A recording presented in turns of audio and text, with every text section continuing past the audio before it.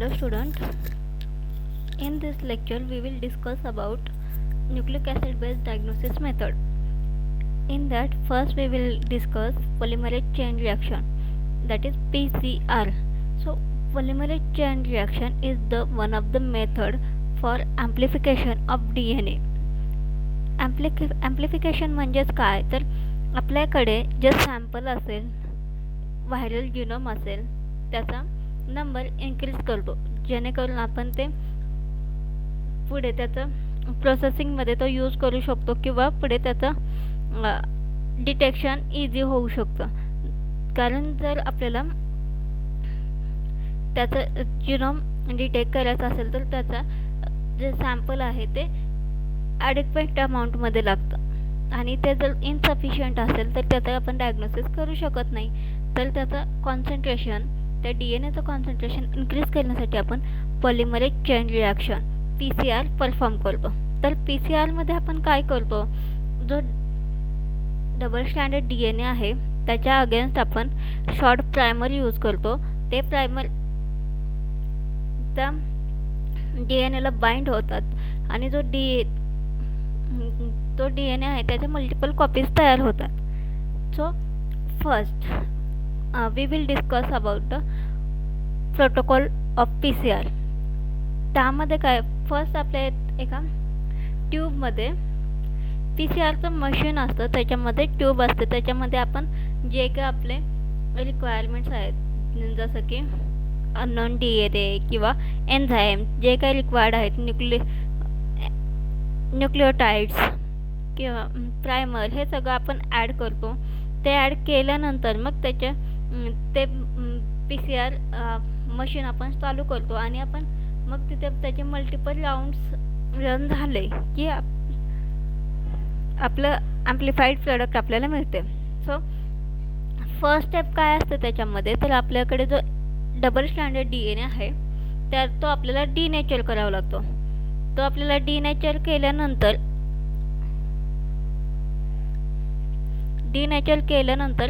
जो double standard DNA आहे तो कन्वर्ट होतो सिंगल स्टँडमध्ये. डिनेचर का करायचा, तर डिनेचर आपला जो DNA आहे त्याच्यात आपण प्रायमरी ॲड करतो. ते प्रायमरी तिथे बाइंड होण्यासाठी जर DNA ऑलरेडी डबल स्टँड असेल, ऑलरेडी जर तो कोणासोबत तरी पेअरिंगमध्ये असेल तर तो आपल्या प्रायमरसोबत कॉम्प्लिमेंटरी बाइंडिंग करणार नाही आणि बाइंडिंग झाली नाही तर मग पुढे आपली प्रोसेस रन होणार नाही. तर त्यामुळे फर्स्ट स्टेप असते ते डिनॅच्युरेशन. सो डिनॅच्युरेशनमध्ये आपण कसं करतो, तर त्यासाठी आपण हाय टेम्परेचर यूज करतो 90 डिग्री सेल्सिअसच्या अबोव, जेणेकरून डबल स्टँडर्ड DNAमध्ये जे हायड्रोजन बॉन्ड्स असतील ते ब्रेक होतील आणि सिंगल स्टँडर्ड DNA तयार होईल. सिंगल स्टँड DNA तयार झाला की आपण टेम्परेचर थोडंसं कमी करतो, थोडंसं म्हणजे up to 65 degree Celsius, 60 to 65 degree Celsius आपण टेम्परेचर कमी केलं म्हणजे त्याला प्रायमर बाइंड होऊ शकतं, त्यांच्यामध्ये कॉम्प्लिमेंटरी बाइंडिंग होऊ शकतं. कॉम्प्लिमेंटरी बाइंडिंग इतर प्रायमरसोबत होऊ शकते किंवा ते दुसऱ्या DNA सोबतसुद्धा होऊ शकते. There are chances that primer can bind. Primer जर तिथे बाइंड झाला तर आपण त्या टेस्ट ट्यूबमध्ये न्यूक्लियोटाइडसुद्धा ॲड केलेले असतात, त्याच्यात DNA पॉलिमरेजसुद्धा आपण ॲड करतो. एकदा का प्रायमर बाइंड झाला की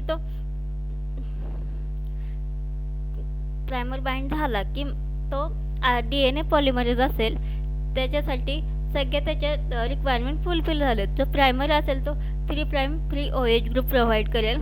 आपण त्याच्या इलॉंगेशनसाठी ऑलरेडी न्यूक्लियोटाइड्स ॲड केले. सो त्या न्यूक्लियोटाइडचा यूज करून त्या DNA पॉलिमरेज DNAचं एक्सटेन्शन करेल आणि कंप्लीट DNA सिंथेसिस झाला की पुन्हा आपण सेकंड सायकल रन करणार. सेकंड सायकलमध्ये पुन्हा सेम होईल. आपण फर्स्ट DNA डिनेचर करणार, डिनेचर झाला की परत त्याच्यात प्रायमर बाइंड होईल. प्रायमर बाइंड झाला की त्याचं इलॉंगेशन होईल. आपण सांगितलं होतं की जी फर्स्ट स्टेप असेल ती असेल डिनॅच्युरेशन. डिनॅच्युरेशनचं टेम्परेचर अबव 90 डिग्री सेल्सिअस असतं. या टेम्परेचरला DNA पॉलिमरेज जे मेसोफाइल्समध्ये जे DNA पॉलिमरेज असतात ते डिनेचर होतात. ते डिनेचर झाले तर ते त्यांचं ॲक्टिव्ह फॉर्ममध्ये राहत नाहीत. मग या केसमध्ये आपण काय करतो तर टॅग DNA पॉलिमरेज यूज करतो. टॅग DNA पॉलिमरेज म्हणजेच काय तर तो आपण थर्मोफाईलपासून आयसोलेट केला आहे. Thermophile which can grow at high temperature. मग त्याचं एक एक्झाम्पल आहे थर्मस ॲक्वॅटिकस. या थर्मोफाईलकडून आपण DNA पॉलिमरेज आयसोलेट केलं आहे आणि तो आहे टॅग पॉलिमरेज. तो आपण यूज करतो इन PCR. टॅग पॉलिमरेजचा ॲडव्हान्टेज आहे की जरी आपण हाय टेम्परेचरला सुद्धा तो डिनेचर होत नाही. मग आपण असे मल्टिपल राऊंड्स केले अबाउट 30 सायकल जर आपण रन केल्या तर त्याच्यामध्ये आपलं एक्सपेक्टेड आउटकम आपल्याला मिळते. ठीक आहे. सो याच्यात टेम्परेचर फर्स्ट डिनॅच्युरेशनचं टेम्परेचर अबव 90 डिग्री सेल्सिअस असतं. नेक्स्ट आहे आपलं कॉम्प्लिमेंटरी बाइंडिंग ऑफ प्रायमर हा शॉर्ट सिक्वेन्स असतो. त्याच्यामध्ये अप्रॉक्सिमेटली 50 न्यूक्लियोटाइड्स असतात. तर त्याच्यात जो लॉंग DNA असेल तर त्याला कुठेतरी कॉम्प्लिमेंटरी बेसिस मिळतीलच. त्याला कॉम्प्लिमेंटरी बेसिस मिळाले की तो तिथं बाइंड होईल. तर जी प्रोसेस असते ज्याच्यामध्ये प्रायमर बाइंड होतो DNAला त्याला आपण बोलतो रिअॅनिलिंग. दॅट इज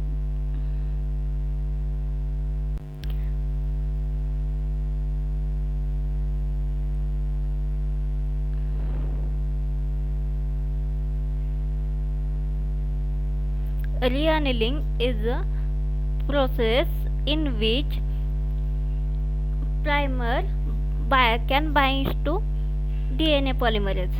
याच्यासाठी आपण approximately 65 degree Celsius temperature use करतो किंवा त्याच्यापेक्षा थोडं कमी. म्हणजेच काय याच्यामध्ये फक्त रिअॅनिलिंग होईल, एक्सटेन्शन होणार नाही. एक्सटेन्शन म्हणजे जो DNA आहे त्याचं इलॉंगेशन होणार नाही. ही आपली सेकंड स्टेप झाली. सेकंड स्टेपमध्ये प्रायमर बाइंड होईल DNAला प्रायमर बाइंड झाला. आता जो प्रायमर आहे त्याचं एक्सटेन्शन होईल. त्यालाच आपण जी थर्ड स्टेप आहे त्याला म्हणतो एक्सटेन्शन.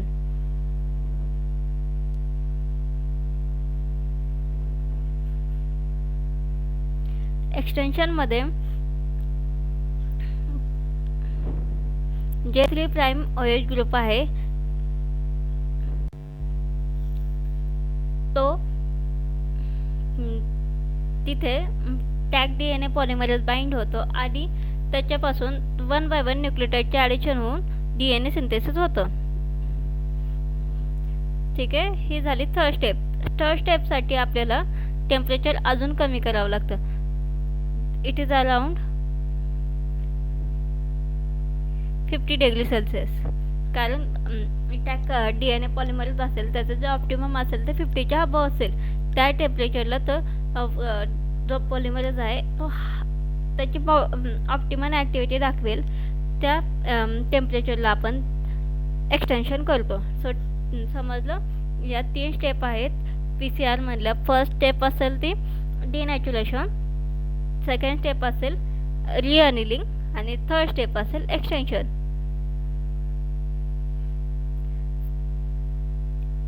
एकदा कंप्लीट DNA स्ट्रँड सिंथेसिस झालं, प्रायमरपासून कंप्लीट DNA स्ट्रँड सिंथेसिस झालं तर तिथे आपली फर्स्ट सायकल कंप्लीट झाली. आता नेक्स्ट आपण सेकंड सायकल रन करतो. सेकंड सायकल आपण रन करताना ज्या स्टेप्स असतील त्या सेमच असतील. ज्या आपण आत्ता स्टेप स्टडी केल्या त्या सेमच स्टेप आपण फॉलो करून नेक्स्ट राऊंड आपण परफॉर्म करणार. असेच अप्रॉक्सिमेटली 30 सायकल्स रन झाल्या की आपल्याला एक्सपेक्टेड आउटकम मिळतो. ठीक आहे. थर्मस ॲक्वॅटिकस हा मराईन ऑर्गॅनिझम आहे जो हाय टेम्परेचरमध्ये सुद्धा त्याचा DNA इंटॅक्ट राहतो. हाय टेम्परेचरला सुद्धा त्याचा DNA पॉलिमरेज इंटॅक्ट राहतो. म्हणून तो आपण यूज करतो PCR मध्ये. There are some factors which are affect the PCR result. Sir first आहे ते म्हणजे प्रायमरची लेंथ अप्रॉक्सिमेटली 17 to 30 न्यूक्लियोटाइड पाहिजे, तर तो आपण इफिशियंटली यूज करू शकतो ॲज अ प्रायमर. कारण जर त्याची लेंथ जास्त इन्क्रीज झाली तर त्याच्यासाठी त्याला कॉम्प्लिमेंटरी बेसिस मिळणं डिफिकल्ट जाईल. जर त्याच्यापेक्षा कमी असेल तर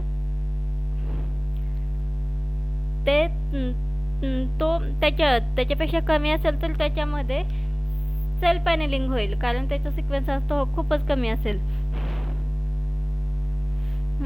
GC content should be 50% for ideal primer. हे प्रायमरचं एक कॅरेक्टरिस्टिक फीचर्स असतं ज्याच्यामध्ये 50% GC सिक्वेन्स पाहिजे आणि 50% AT सिक्वेन्स पाहिजे. Primer with secondary structure are undesirable. जर प्रायमर असेल त्याच्यामध्ये कॉम्प्लिमेंटरी बेसिस नाही पाहिजे, की जर कॉम्प्लिमेंटरी बेसिस प्रेझेंट असतील तर त्याच्यामध्ये प्रायमर स्वतःसोबतच अनिल करेल आणि स्वतःसोबत त्याचं सेकंडरी स्ट्रक्चर तयार होईल. जर त्याने स्वतःसोबतच सेकंडरी स्ट्रक्चर तयार केलं तर तो DNA ला बाइंड होणार नाही, तर त्या प्रायमरचा आपल्याला यूज नाही आहे. ठीक आहे. There should be and complementary between DNA and primer. ते प्रायमरची लेंथ छोटी असते त्यामुळे आणि DNAची लेंथ खूपच मोठी असते. सो या पूर्ण DNAमध्ये त्याला कुठेतरी कॉम्प्लिमेंटरी बेसिस मिळूनच जातात. सो त्याच्यामध्ये कॉम्प्लिमेंटरी ॲनेलिंग बाइंडिंग होते. This is all about PCR. Next method is line probe assay. Line probe ॲसेमध्ये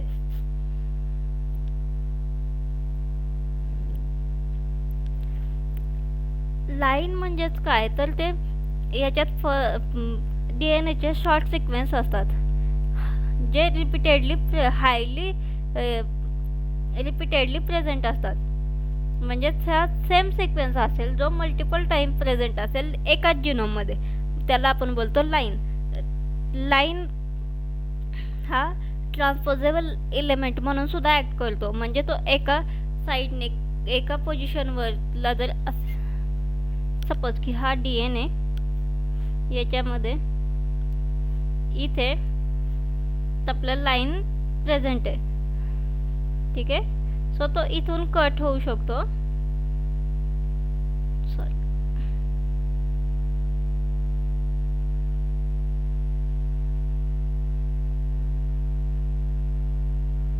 इथे आपलं लाईन प्रेझेंट आहे, तो इथे कट होऊ शकतो.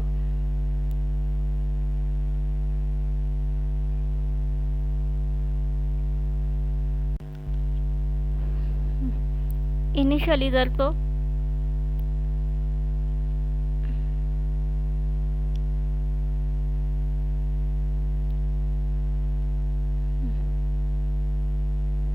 इथे प्रेझेंट असेल तर तो इथून कट होऊ शकतो आणि पुन्हा तो ट्रान्सपोर्ट केला जाऊ शकतो इथे, म्हणजे तो दुसऱ्या लोकेशनला ट्रान्सपोर्ट केला जाऊ शकतो. त्यामुळे light can also act as a transposable elements. So ते लाईन्स सिक्वेन्स असेल तो आपण यूज करतो for the detection of nucleic acid. So this method is use for nucleic acid detection.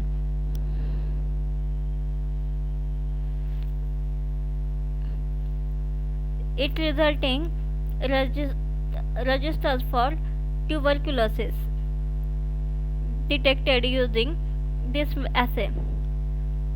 Tuberculosis साठी जो रेजिस्टन्स आपण डेव्हलप केलाय, म्हणजे त्यासाठी जर आपण अँटीव्हायरल ड्रग यूज करतो, सॉरी अँटीव्हायरल ड्रग नाही, त्याच्या अगेन्स्ट जे आपण ड्रग यूज करतो that is MOR-TB-TB.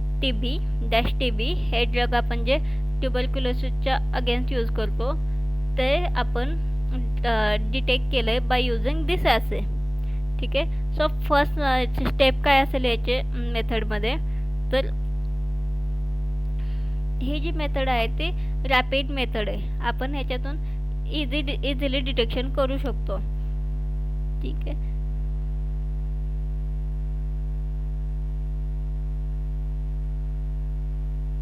It provide better treatment outcome and reduce the transmission of MDR-TB. MDR-TBचं ट्रान्समिशन रिड्यूस करतो आणि हे बेटर ट्रीटमेंट प्रोव्हाइड करतो. This assay is best on nucleic acid amplification technique. म्हणजे त्याच्यामध्ये सुद्धा आपण फर्स्ट काय करणार तर DNA आयसोलेट करून घेणार. तो DNA आयसोलेट केला की त्याचं ॲम्प्लिफिकेशन करणार. ॲम्प्लिफिकेशन कसं करणार तर PCR ने आपण त्याचं ॲम्प्लिफिकेशन करणार. ॲम्प्लिफिकेशन झाल्यानंतर त्या DNAचं आपण डायग्नोसिस करणार बाय यूज DNAचं आपण फर्स्टली फ्रॅगमेंटेशन करून घेणार. फ्रॅगमेंटेशन केल्यानंतर त्याचं डेन्सिटी ग्रेडियंट सेंट्रिफिकेशन करणार. डेन्सिटी ग्रेडियंट सेंट्रिफिकेशनमध्ये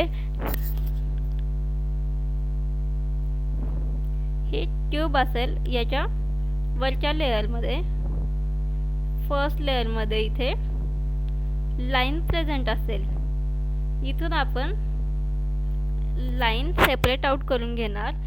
ते लाईन आपण सेपरेट आउट करून घेतल्यानंतर त्याच्या अगेन्स्ट आपण प्रोब्स ॲड करणार.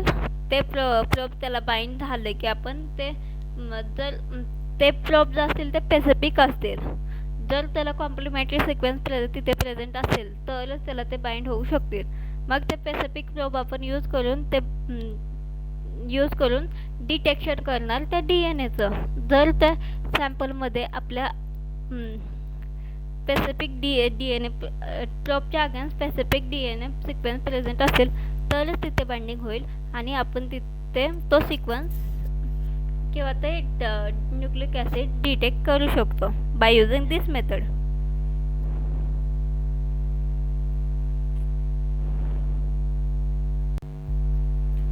Next method is microarray, or it is also known as DNA microarray. DNA microarray का तर याच्यामध्ये आपण DNAचं डिटेक्शन करतो बाय युजिंग स्पेसिफिक प्रोब्स. याच्यामध्ये आपण जे प्रोब यूज करतो ते दिस प्रोब्स आर केमिकली सिंथेसाइज. आपण ते केमिकली सिंथेसाइज करतो. तर मायक्रोआरे म्हणजेच काय तर याच्यामध्ये आपण DNA मायक्रोआरे चिप यूज करतो. DNA मायक्रोआरे चिप म्हणजेच दिस इज स्लाइड. ही अशी 1x1 सेंटीमीटरची स्लाइड असेल स्क्वेअर शेपमध्ये. या 1x1 सेंटीमीटरच्या स्क्वेअरमध्ये अप्रॉक्सिमेटली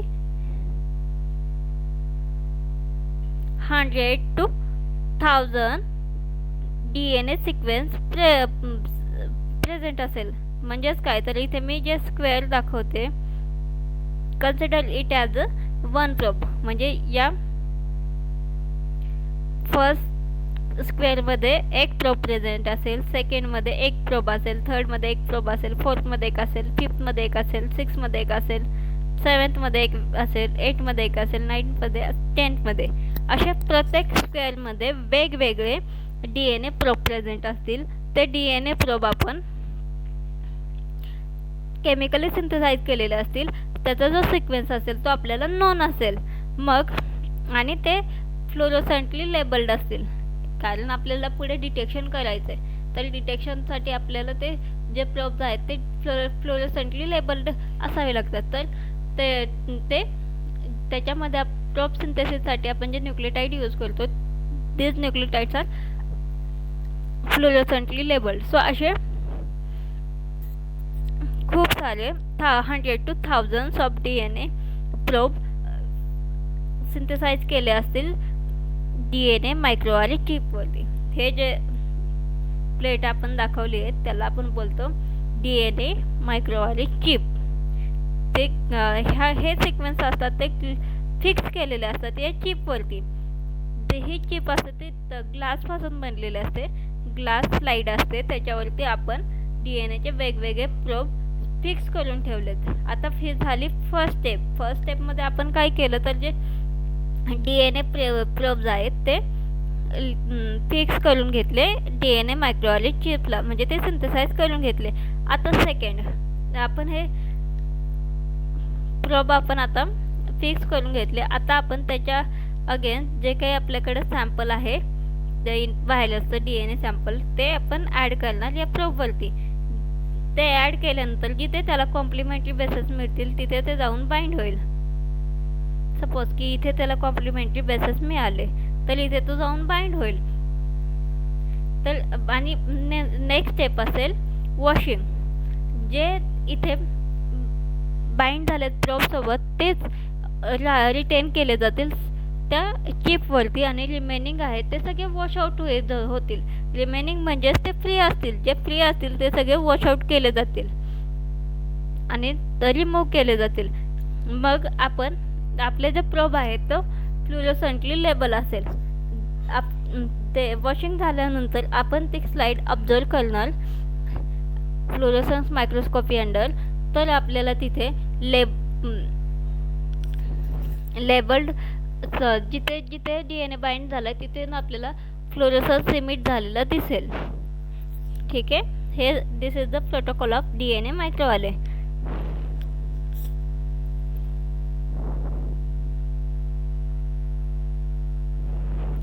याच्यामध्ये सुद्धा जे बेसिक प्रिन्सिपल आहे ते हायब्रिडायझेशनचा असेल. जो काही आपल्याकडे सॅम्पलमध्ये DNA असेल तो बाइंड करेल हायब्रिडाइज प्रोब सोबत. That is called hybridisation.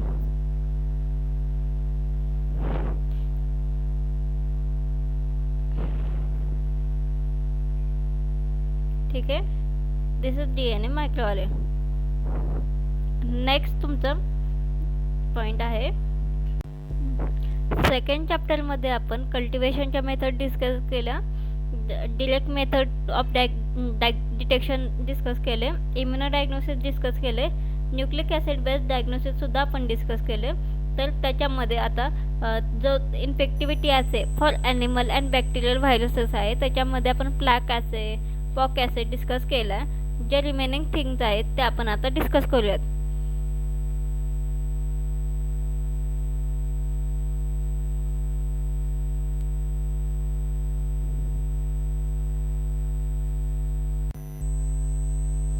त्यामध्ये फर्स्ट आहे LD50. So what is LD50? LD50 is a concentration of viral material given at once which causes the death of 50% group of animals. म्हणजेच काय तर याच्यामध्ये आपण experimental animal use करतो such as a mouse rat. त्याच्यामध्ये आपलं virus आपण inject करतो. व्हायरस इंजेक्ट केल्यानंतर आपल्याकडे जर सपोज जर 20 माईस असतील त्यांच्यापैकी जर 10 माईसमध्ये जर इन्फेक्शन होत असेल तर ते झालं आपलं कॉन्सन्ट्रेशन ऑफ LD50. ठीक आहे. So it is concentration of viral material which is required to cause infection in 50% group of animals. ठीक आहे. याच्यामध्ये आपण जे एक्सपेरिमेंटल ॲनिमल घेतो ते these all animals are of same size, same weight आणि most importantly these are healthy animals. त्यांच्यामध्ये कोणतंही इन्फेक्शन नसावं. ठीक आहे. तर त्याच्यामध्ये आपण इक्वल नंबरचे मल्टिपल सेट करतो आणि जो व्हायरल मटेरियल असेल ते आपण डायल्यूट करून घेतो. म्हणजे सपोज की आपण एक सेट A घेतला तर त्या सेट A मध्ये जर 20 माईस घेतले ज्यांचं साईज आणि वेट सेमच असेल आणि ते हेल्दी असतील तसेच आपण ABCDEFGH असे सेट करू शकतो. मल्टिपल सेट करणार त्या सगळ्या सेटमध्ये 20 माईस असतील. 20 माईसचं वेट साईज सेम असेल सगळ्या माईसची. त्याच्यामध्ये आपण फक्त इंजेक्ट करताना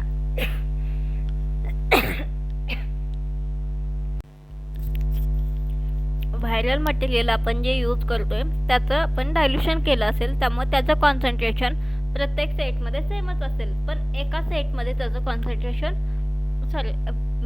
एका सेटमध्ये त्याचं कॉन्सन्ट्रेशन सेम असेल. म्हणजे ए सेटमध्ये जर आपण 0.5 मायक्रोमोलारचं कॉन्सन्ट्रेशन जर ॲड करत असेल तर 20 माईसमध्ये आपण 20 तेवढंच ॲड करणार 0.5 मायक्रोमोलार. पण बी सेटमध्ये त्याचं कॉन्सन्ट्रेशन डिफरंट असेल. इट कॅन बी 1 मिलीमोलार काही असू शकतं. पण ए सेटमध्ये वेगळं असेल, बी मध्ये वेगळं असेल, सी मध्ये वेगळं असेल. पण ए मध्ये जे माईस आहेत त्या सगळ्यामध्ये कॉन्सन्ट्रेशन सेमच असेल. ठीक आहे. This is about LD50. LD50मध्ये first आपण काय करणार, एक्सपेरिमेंटल ॲनिमल घेणार, ते जे सेट करणार, त्या एका सेटमध्ये एक स्पेसिफिक कॉन्सन्ट्रेशन आपण इंजेक्ट करणार.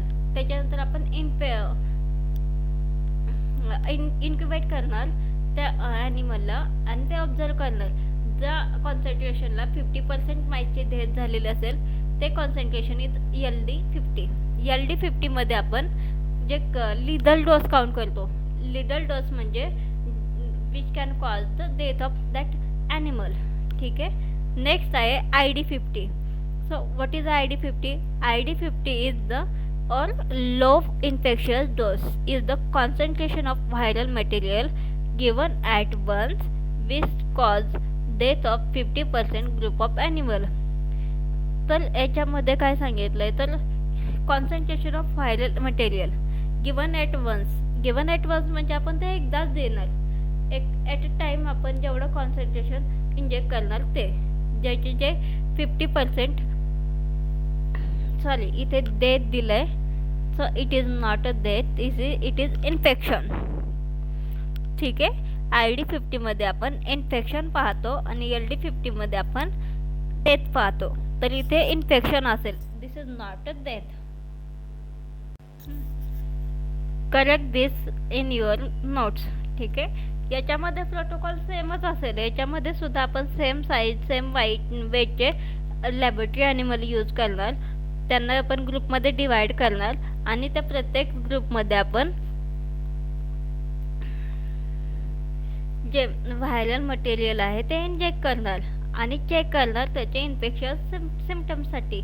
ज्या कॉन्सन्ट्रेशनला 50% ॲनिमलमध्ये इन्फेक्शन दिसेल दॅट इज द ID50. ठीक आहे. Next is EID50.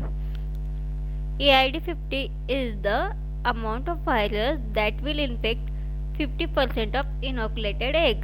याच्यामध्ये जो ID50 आहे त्याच्यासारखाच असतो EID50, फक्त ID50मध्ये आपण ॲनिमल यूज करतो आणि EID50मध्ये आपण एम्ब्रिओनेटेड एग यूज करतो. एक्सपेरिमेंट सेमच असेल. 20 एग्ज आपण घेणार, सेम साईजचे आणि सेम वेटचे. त्याच्यामध्ये आपण व्हायरल मटेरियल इंजेक्ट करणार आणि ऑब्झर्व करणार for the 50 infection to the 50% egg. ज्या कॉन्सन्ट्रेशनला 50% एग्जमध्ये इन्फेक्शन दिसेल that concentration will be our EID50. ठीक आहे. So next is the infectivity assay of plant viruses. आपण हे जे आधीचे ॲसेस पाहिले त्याच्यामधले मोस्ट ऑफ द ॲसेस आपण यूज करू शकतो ॲनिमल व्हायरसेससाठी and as well as plant व्हायरसेससाठी. इथे आपण स्पेसिफिकली म्हणजे इथे जो आपण ॲसे पाहतोय that is ELISA. This assay we can be use for the animal virus also. याच्या but one of the example of infectivity assay we will discuss in this lecture for plant viruses. So what is ELISA? ELISA is the enzyme link immunosolvent assay. Enzyme link immunosolvent assays म्हणजेच काय, तर याच्यामध्ये आपण labeled antibodies use करणार for the detection of antigen. This assay used to check the presence of antigen in sample. Antibodies against the specific antigen fixed to platform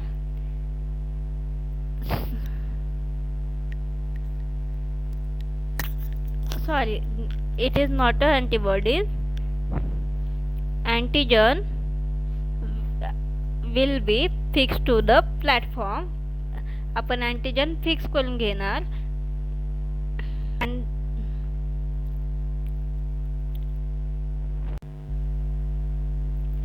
there are different types of ELISA. तर आपण त्याच्यात दोन main type आहे. त्याच्यात एक आहे ते direct ELISA, second आहे इनडायरेक्ट ELISA आणि थर्ड आहे सँडविच ELISA. तर आपण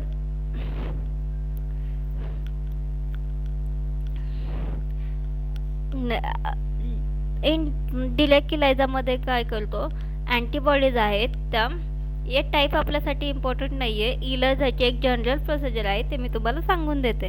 तुम्हाला ब्रॉड क्वेश्चन येईल, त्याचे टाईप वगैरे काही विचारणार नाही. सो फर्स्ट आपण अँटीबॉडीज बाइंड करणार प्लॅटफॉर्मला. ते नॉन असतील, अँटीबॉडीचं कॉन्सन्ट्रेशन नॉन असतील आणि त्या पेसिफिक अँटीबॉडीज असतील अगेन्स्ट द पेसिफिक अँटीजन. ठीक आहे, तर ते आपण फर्स्टली लेबल करून घेणार प्लॅटफॉर्मला फर्स्ट स्टेपमध्ये.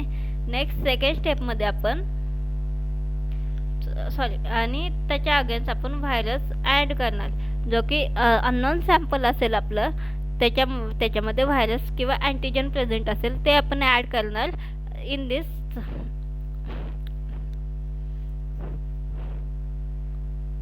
बीकर. ठीक आहे, याच्यामध्ये हा बीकर असेल, याच्यामध्ये खाली प्लॅटफॉर्मला आपण अँटीबॉडीज फिक्स केल्या असतील, त्याच्या अगेन्स्ट आपण व्हायरस किंवा अँटीजन ॲड केला. जर या अँटीबॉडीज आपण ॲड केल्या, त्याला पेसिफिक जर अँटीजन प्रेझेंट असेल सॅम्पलमध्ये, तर तो बाइंड करेल अँटीबॉडीजला. अँटीबॉडीजला बाइंड केला की त्याच्या अगेन्स्ट आपण सेकंडरी अँटीबॉडीज ॲड करणार आहेत. हे दिस इज सेकंड स्टेप. याच्यामध्ये अँटीजन बाइंड झालाय अँटीबॉडीला. नेक्स्ट एकदा बाइंडिंग झाले की त्याच्यानंतर स्टेप असेल वॉशिंगची, म्हणजे जो की फ्री अँटीजन आहे सॅम्पलमध्ये, जो बाइंड नाही झाला अँटीबॉडीसोबत, तो वॉश आउट होईल. Then we will add the secondary antibodies. Secondary antibodies are enzyme link. त्याला एक एन्झाईम लिंक असेल. इथे ग्रीन कलर जे दाखवलं आहे, ग्रीन कलरचं, दॅट इज द एन्झाईम जे बाइंड केले आपण सेकंडरी अँटीबॉडीजला. फर्स्ट आपण जे अँटीबॉडीज प्लॅटफॉर्मला फिक्स केलेत ते आपल्या प्रायमरी अँटीबॉडीज. देन आपण जे सेकंड टाईम अँटीबॉडीज ॲड करणार आहे त्या सेकंडरी अँटीबॉडीज, त्या ज्या की पेसिफिक असेल त्या अँटीजनला.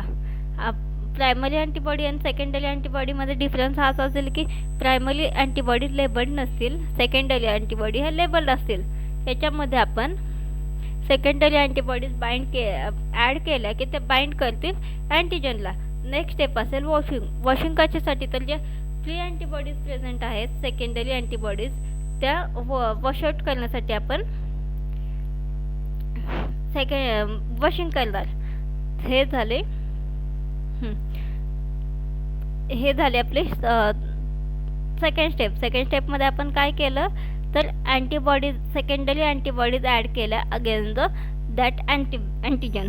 आता थर्ड स्टेपमध्ये आपण काय करणार, आपण सबस्ट्रेट ॲड करणार.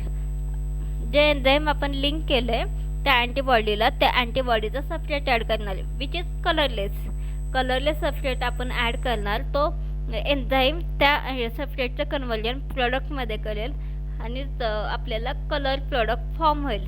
That colour gives the signal. ते that colour change is the signal of presence of antigen. ठीक आहे, याच्यामध्ये आपण अँटीजन डिटेक्टसुद्धा करू शकतो आणि अँटीजनचं कॉन्सन्ट्रेशनसुद्धा मेजर करू शकतो. कॉन्सन्ट्रेशन कसं मेजर करणार, याच्यामध्ये आपण जे प्रायमरी आणि सेकंडरी अँटीबॉडीज ॲड करतो आहे त्याचं कॉन्सन्ट्रेशन आपल्याला नोन असेल. जर फक्त अननोन कॉन्सन्ट्रेशन असेल ते म्हणजे अँटीजनचं. जर सॅम्पलमध्ये हाय अँटीजनचं कॉन्सन्ट्रेशन हाय असेल तर तो जास्त बाइंड होईल अँटीबॉडीजला. अँटीबॉडीच्या सगळ्या साईट आहेत ते ऑक्युपाईड होतील आणि त्याच्या अगेन्स्ट तेवढ्याच सेकंडरी अँटीबॉडी बाइंड होतील. जेवढ्या जास्त अँटीबॉडी बाइंड होतील तेवढं जास्त एन्झाईम प्रेझेंट असेल आणि तेवढं जास्त प्रोडक्ट फॉर्म होईल आणि तेवढा आपल्याला जास्त इंटेन्स कलर दिसेल. ठीक आहे, सिग्नल जास्त डिटेक्ट होईल त्याच्या. आणि तेच जर सेकंड केस असेल की त्या अँटीजनचं कॉन्सन्ट्रेशन लो असेल, जर त्याचं कॉन्सन्ट्रेशन ऑलरेडी लो आहे तर तो कमी बाइंड होईल अँटीबॉडीला. कमी बाइंड झाला म्हणजेच सेकंडरी अँटीबॉडीसुद्धा कमी बाइंड होतील. सेकंडरी अँटीबॉडीज कमी बाइंड होतील म्हणजे तिथे एन्झाईमचं कॉन्सन्ट्रेशन लेस असेल. एन्झाईमचं कॉन्सन्ट्रेशन लेस असल्यामुळे ते कमी सबस्ट्रेटचं कन्व्हर्जन करेल प्रोडक्टमध्ये आणि त्यामुळे आपल्याला कलर इंटेन्सिटी लो दिसेल.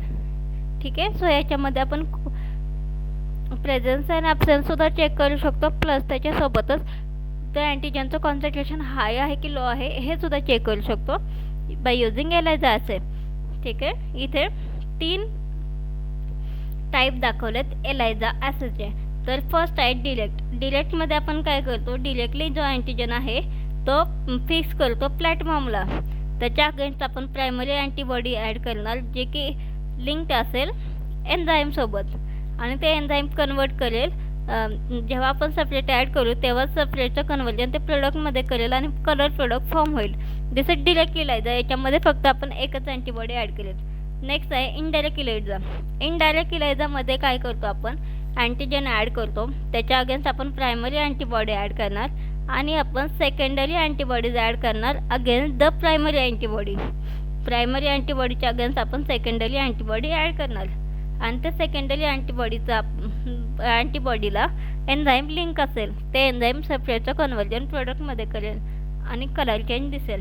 ठीक आहे. आता थर्ड मेथड आहे ते सँडविच एलायझा. सँडविच एलायझामध्ये आपण काय करतो, अँटीबॉडीज बाइंड करतो प्लॅटफॉर्मला. अँटीबॉडीज आपण प्लॅटफॉर्मला फिक्स करून घेतो, त्याच्या अगेन्स्ट आपण अँटीजन ॲड करणार. त्या अँटीजनच्या अगेन्स्ट आपण फर्स्ट प्रायमरी अँटीबॉडी ॲड करणार. त्या प्रायमरी अँटीबॉडीच्या अगेन्स्ट आपण सेकंडरी अँटीबॉडी ॲड करणार आणि that secondary antibodies will bind to enzyme आणि ते एन्झाईम सेपरेटचं कन्वर्जन प्रोडक्टमध्ये करेल आणि आपल्याला कलर चेंज दिसेल. ठीक आहे. हे 3 टाईप आहेत एलायझाचे. Next method for nucleic acid detection is nucleic acid hybridization method. This method is carried out on the membrane surface. Membrane surface म्हणजे नायट्रोसेल्युलोज मेम्ब्रेनच्या सरफेसवरती ही मेथड आपण कॅरी आउट करतो. ठीक आहे. Use to identification of specific DNA sequence. DNA probes are denatured and reannealed to sample DNA that is also denatured. ठीक है.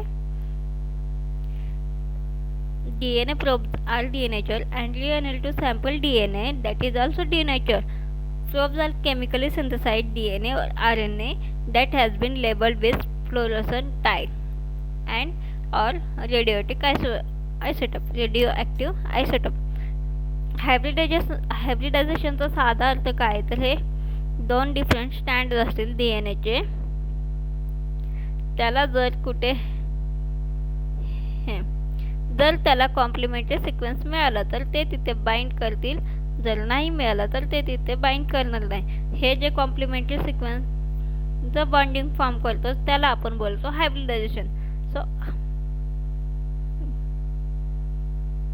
इन शॉर्ट, जेव्हा 2 डिफरंट DNA स्ट्रँड एकमेकांसोबत पेअरिंग करतात, this is known as hybridization. ठीक आहे. याच्यामध्ये basic concept आहे की nucleotide bases that is AT and GC can form a complementary pairing to each other. ठीक आहे. तर अडेनिनच्या अगेन्स्ट त्याला थायमिन मिळाला आणि ग्वानिनच्या अगेन्स्ट जर त्याला सायटोसिन मिळाला तर तो कॉम्प्लिमेंटरी पेअरिंग करेल. या